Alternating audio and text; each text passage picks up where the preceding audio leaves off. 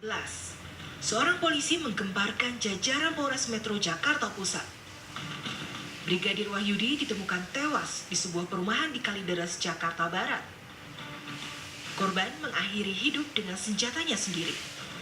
Brigadir Wahyudi bunuh diri setelah cekcok dengan kekasihnya.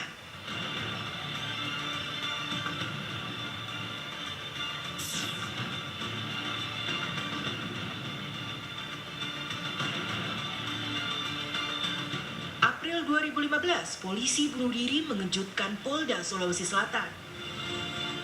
Anggota Provos Polsek Manggala, Brigadir Arifin ditemukan tewas setelah menembak kepalanya sendiri dengan revolver.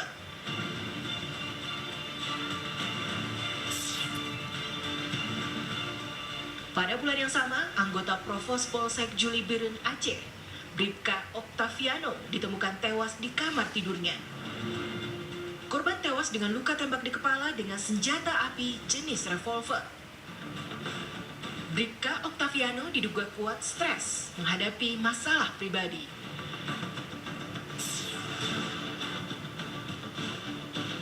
Januari 2014, polisi bunuh diri terjadi di Sukabumi, Jawa Barat.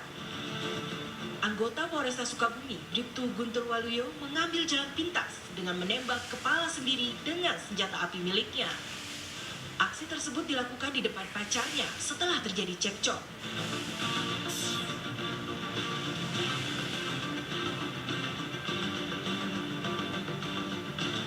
Upaya serupa juga pernah terjadi di lingkungan Polda Riau. Anggota Sabara, Bribda RH, berusaha menembak dirinya sendiri.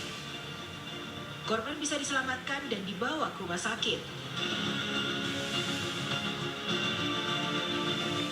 Indonesia Police Watch menyayangkan terjadinya insiden bunuh diri di kalangan polisi.